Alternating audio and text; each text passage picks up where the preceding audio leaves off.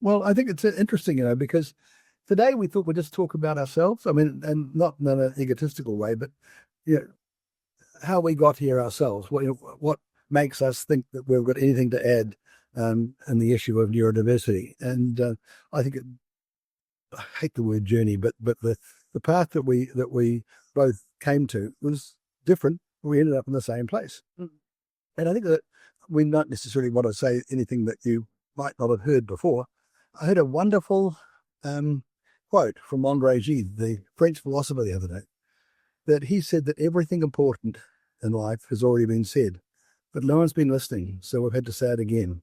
And Sandy said, and again, and again, and again. And it's one of the things I learned, I think, in advertising too, when you look at an audience for, say, a program or a rugby match or a TV commercial, you think, oh no, it's been done before. But see, in measuring television itself, for example, you're talking about a reach of 85, which is 85% of the population or 85% of the viewing population. That means that 15% has never seen it. Even the Commonwealth Games opening or the coronation or amazing test match might have reached 85% of the people. But that means 50% have never seen it. Yeah. And that's even that in a day-to-day situation, the news on any given night might have an audience of between, say, 10 and 15. That means probably 90% of the population has never seen it. So we unashamedly are going to say things and do things that might have been said before, but they're worth repeating. Because as Andre Gide said, no one was listening. So we're going to say it again.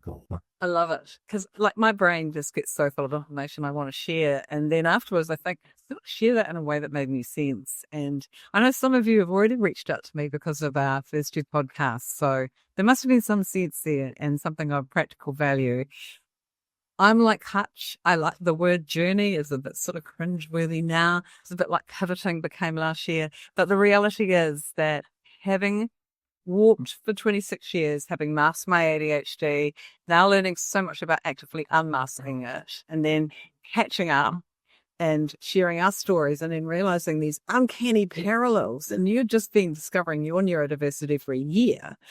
I find that the more and more I talk about it, and of course it is a strange factor, and I do end up talking about it a lot wherever I go, and it ends up being something that I find so many things in common with people who are on this experience of discovering that they're neurodiverse, realizing the strengths of it, realizing the things that are challenges for them, where they have to navigate a neurotypical world, and then working out what it is they can do. And as you can see, I've got a new dog here today. This is Yuki.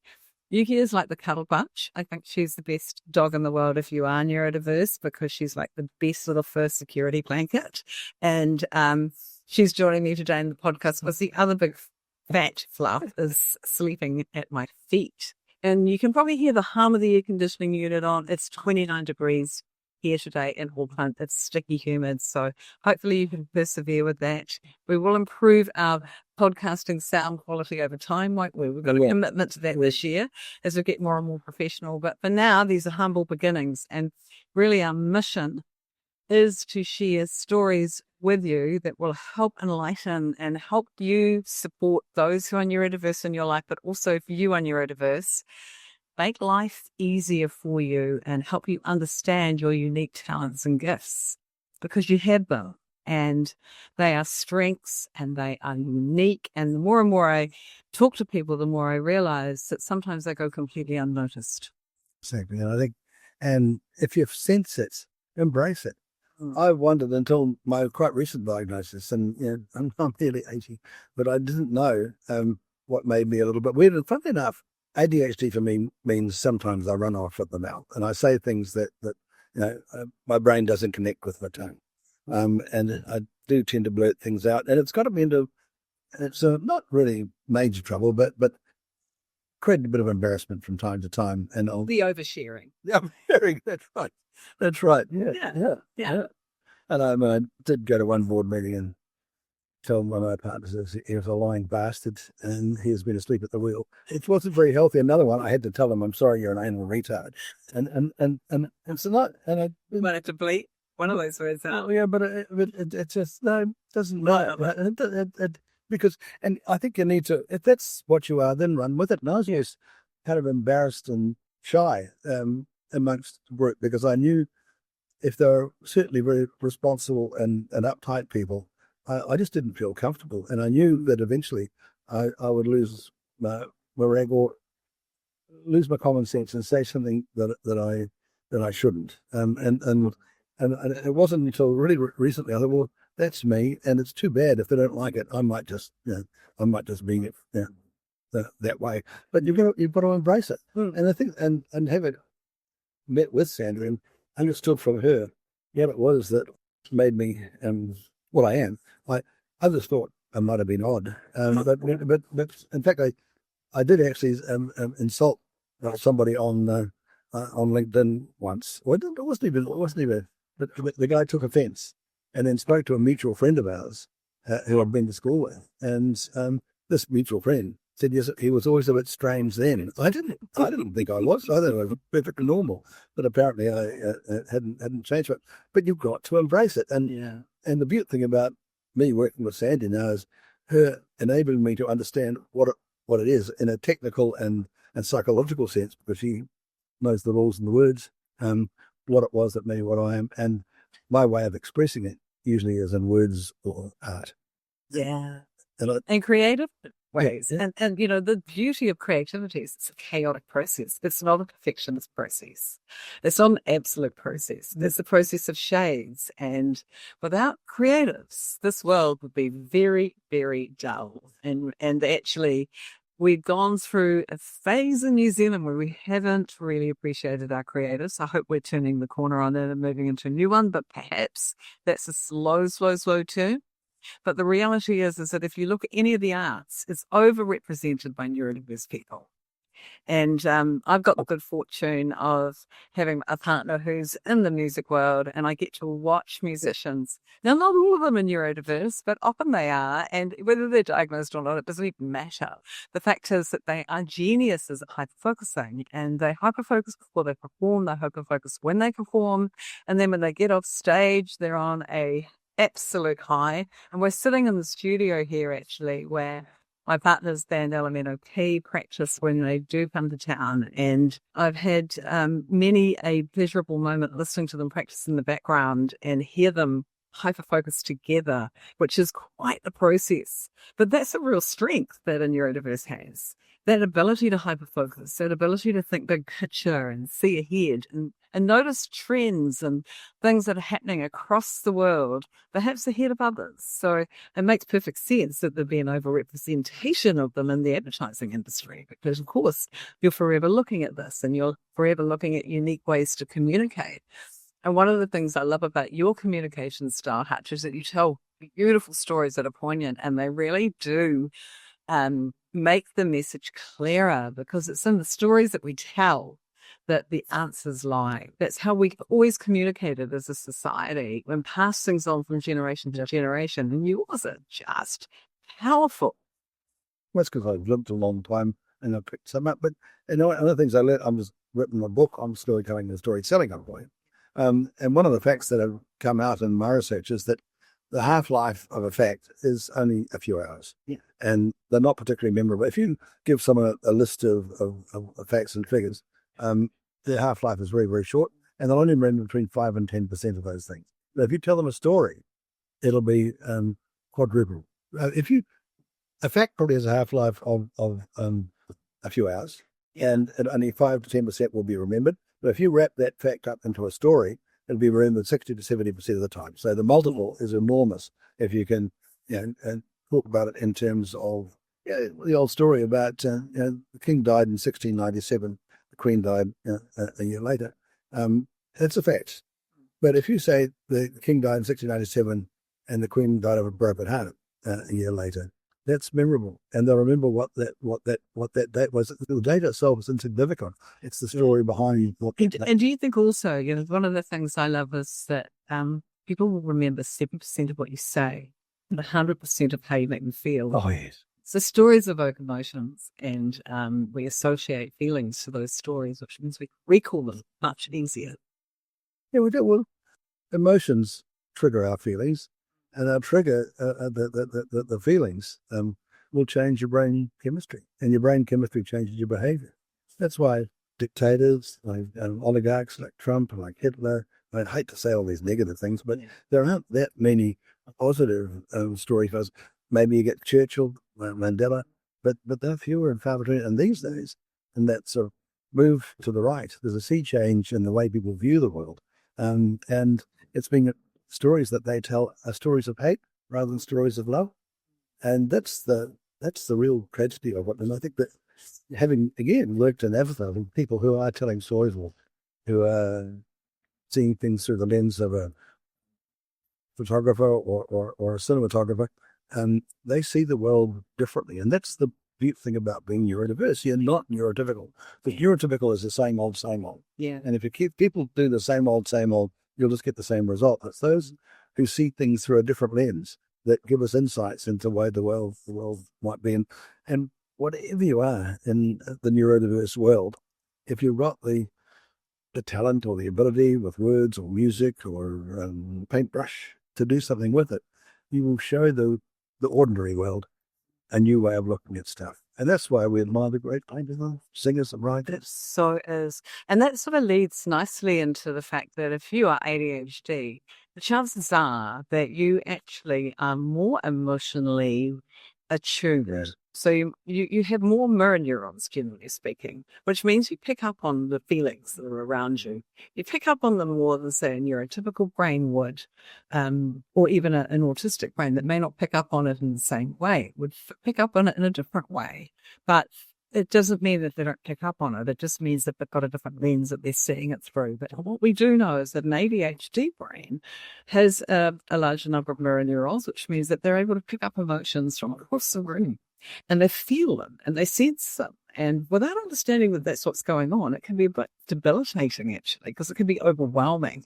But once you understand it and then you develop some tools and skills to utilize that as a skill set, it becomes really powerful.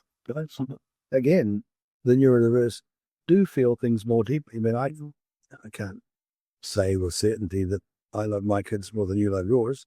There's no way of measuring it. It's just silly. But certainly the responses that I feel, I get really upset very, very quickly about things as Sandy said, mirror neurons pick up things that I found difficult in my early childhood. And they echo now down the years in exactly the same way. And the slightest little thing can trigger me. Well, you don't go mad, but you just, the moment gets killed. The time that you hear that a word, a phrase, or the way that word or phrase is delivered. And it hurts very deeply, and it just totally puts you off your stride. Yeah, that rejection sensitivity dysphoria or disorder or whatever it is you want to call it. My older brother calls it a holism. And it's true. It's definitely in my DNA. And it's a really interesting thing. I lived the majority of my life not understanding it, but having understanding really brings insight and helps you see it as something that can be actually, while it can be tricky and difficult, that insight and having the tools to use it properly gives you an understanding that it can become a gift. Oh, yeah. Well, yeah. And that's the thing. If you heard a talk years ago by Dr. William Moore, first male woman psychiatrist, and she said that she was asked to define madness. There was no lay definition of madness, but she did say that, for example, with Van Gogh, it was he had extremes of emotion beyond the realms of normal people. In other words, he felt things more strongly than others. Now, the beautiful thing was, pick up a paintbrush and a pot of paints, he could paint something that expressed his emotions. Yeah. And he painted in a way that the world hadn't seen before, because his lens was quite different. And during his lifetime, I don't think he sold anything because everyone was into classical French painters and everything being perfect. But he painted with an energy and a passion which really stood out. And now he enabled people to see the world in a different way. And that's the gift. That's the gift with the neurodiverse can use. And it could be in words and print. Yeah. And often neurodiverse people will think in metaphors. And the metaphors are a really strong way of leaving an indelible mark in the way you think and what you can teach other people. I had the good fortune of spending a really decent amount of time with Dr. David Grove, and he he developed a methodology called clean language because he understood power of metaphors being he called them like an amphora, like the way we take information from one place to another. And so, because we don't have a lot of words in the English language that describe our internal states, he saw that the metaphors we use would be closely aligned to our internal narrative or our story about ourselves.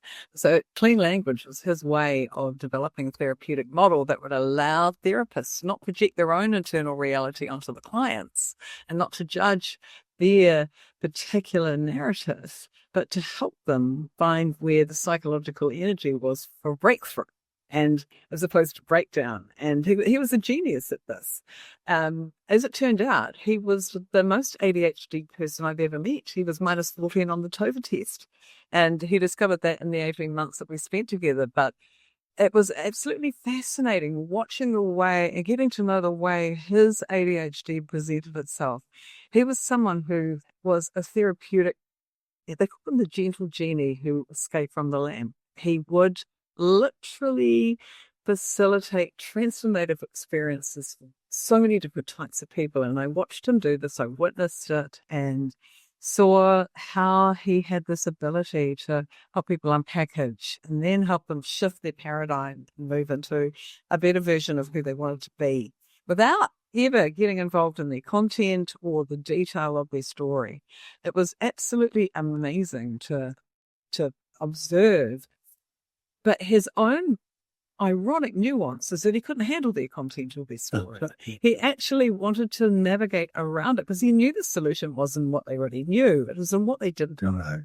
So I got to observe that. And it's one of the things I've noticed about neurodiverse people is that they bring these unique gifts to the table that often are ignored because they're either too obvious or they don't fit a neurotypical model of work or career or vocation or even a gift that the world sees or values. Think about autistic people, for example, who really can't handle control mechanisms and they react badly to it. And I think to myself, there's a gift in that if you can understand it, if you can apply it in a way that really works for that individual. So I never tire of helping people find the way through that and understanding their gifts so that they can bring what they've got to the table. That's so true, isn't it? And I think he's right in not drilling down into the detail of what their issues are. It's what those issues mean, and it's not about a he said, she said, and and who's at fault.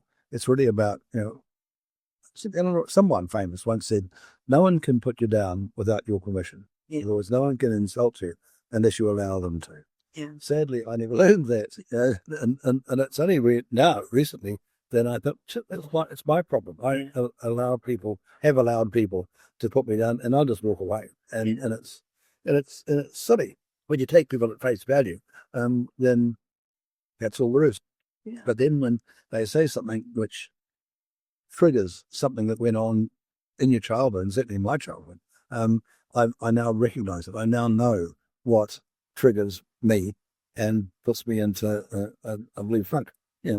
And in a way, being triggered can be a bit of a gift. It doesn't feel it at the time.